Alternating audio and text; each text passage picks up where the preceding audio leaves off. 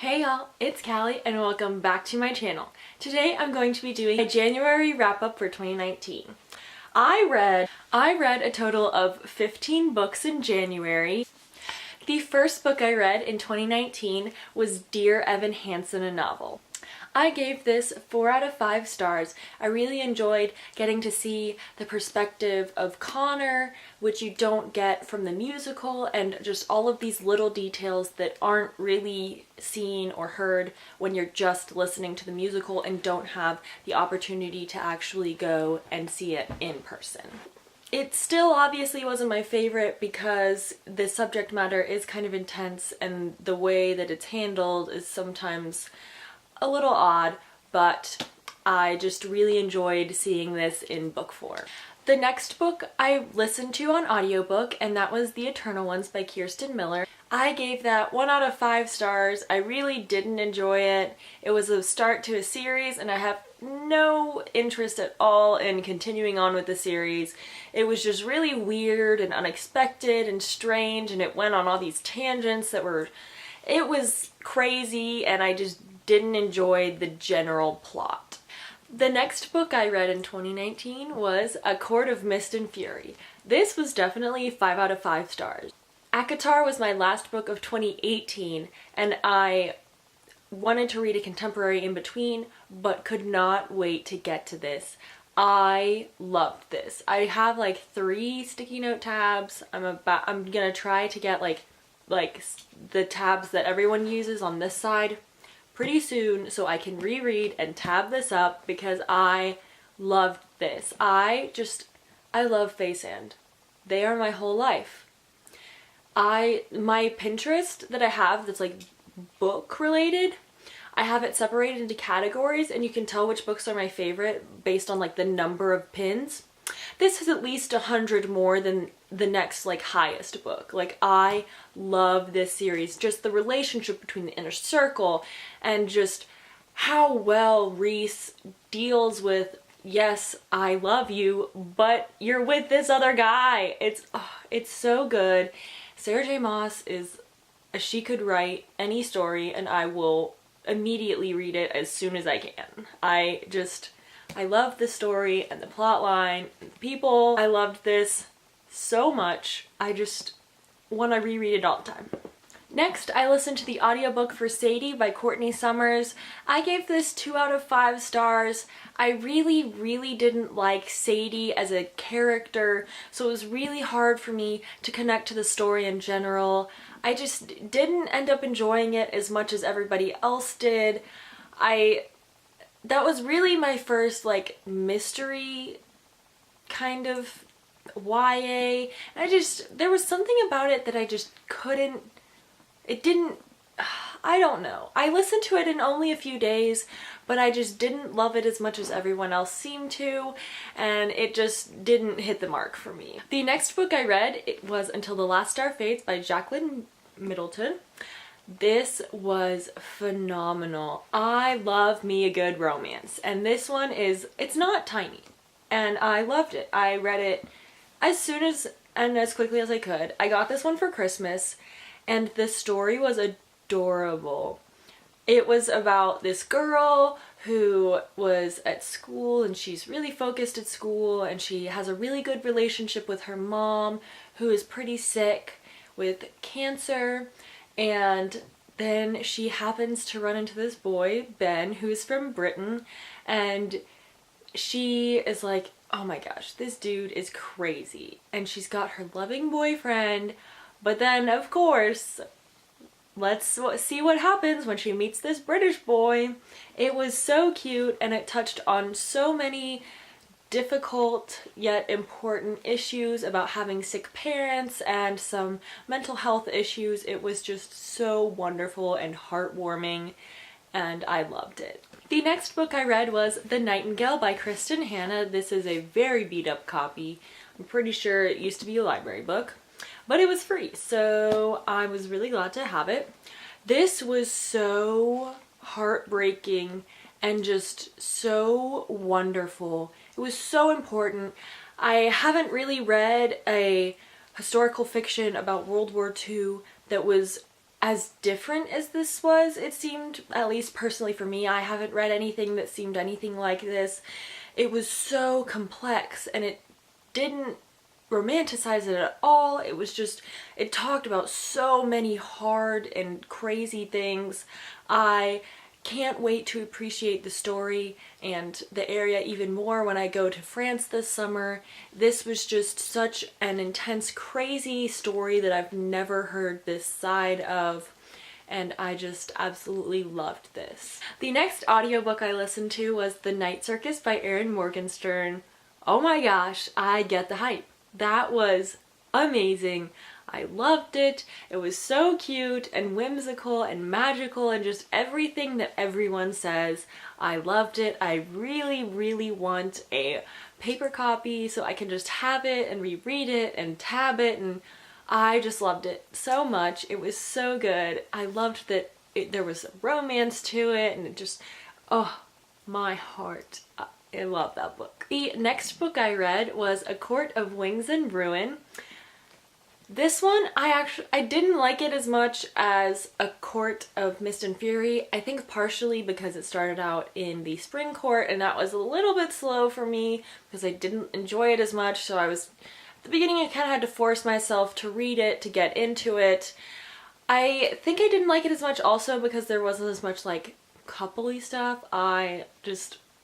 I'm face and trash, so there wasn't necessarily as much because they weren't like basing their relationship, like starting it out, because it needed a strong base in Akamath, and this was like, oh, it's already pretty established, so they didn't need to like talk about it as much. I still really loved it. I still gave it 5 out of 5 stars.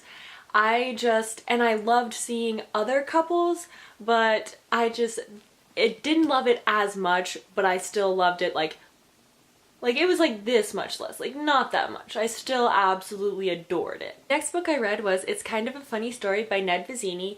This was such a good, important read because I don't have to deal with any of the mental health issues that this main character does, but it was so just informative to see how he handled it well and also not very well, and how he had to learn to cope with it and how to find true friends and reconnect with his family and just kind of reconnect with the world in a sense, because it was just phenomenal. I gave this 4 out of 5 stars. I still didn't absolutely love it, but it was still really good.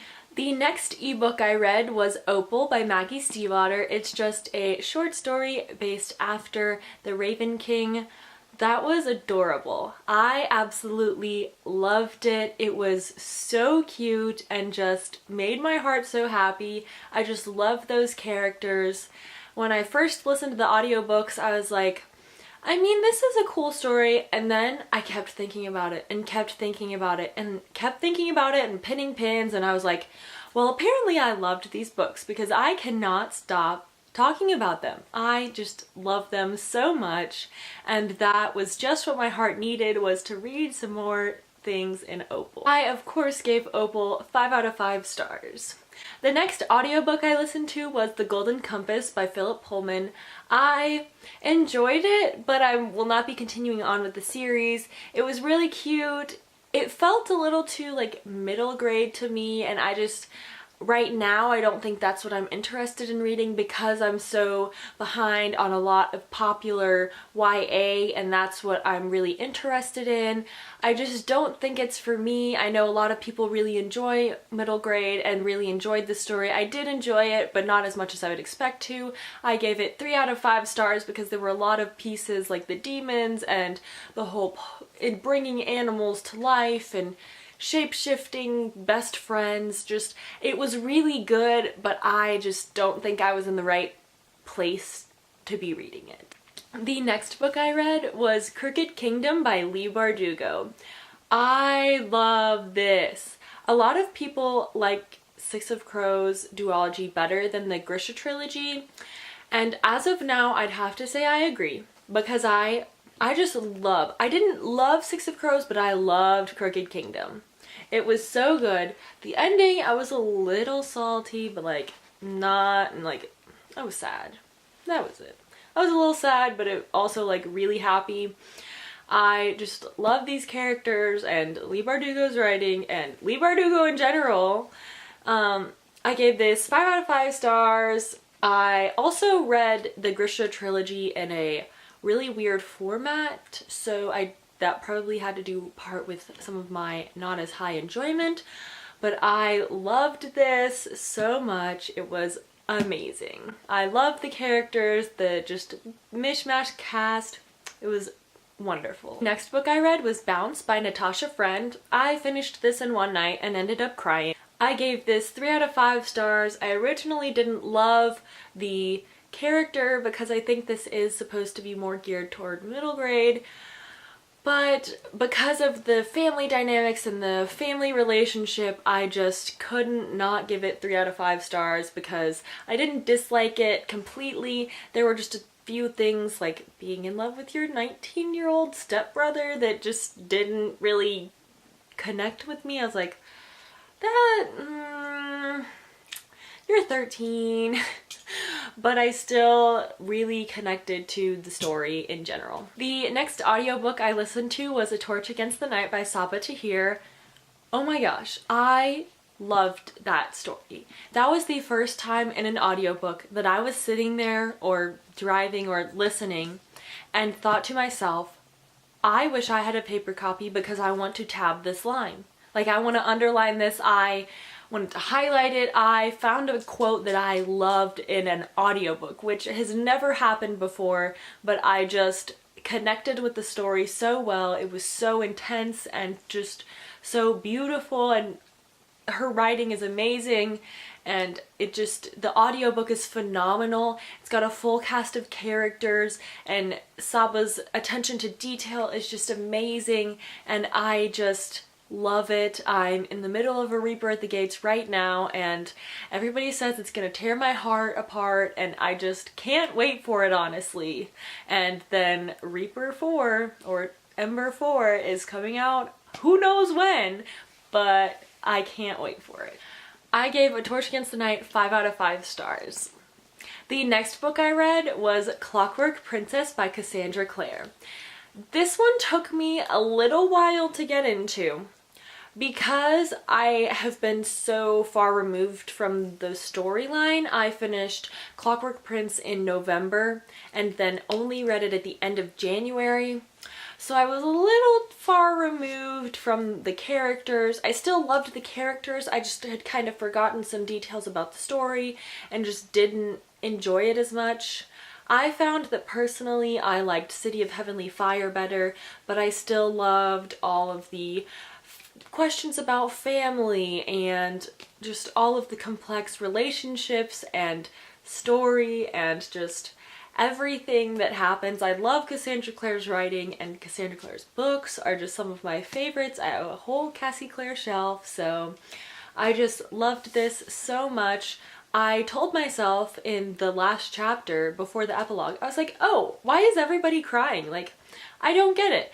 And then like a paragraph into the epilogue, I was bawling my eyes out for the rest of the book, and then like another 10 minutes because I love these characters so much, and partially because I'd already seen them in City of Heavenly Fire, I already kind of had a connection to them from that story to go with the epilogue, and it just was so wonderful. I loved it. I gave this 5 out of 5 stars. That was everything I read in January. I had a really good reading month. I found time for a lot of reading, and I'm hoping I can continue with that trend.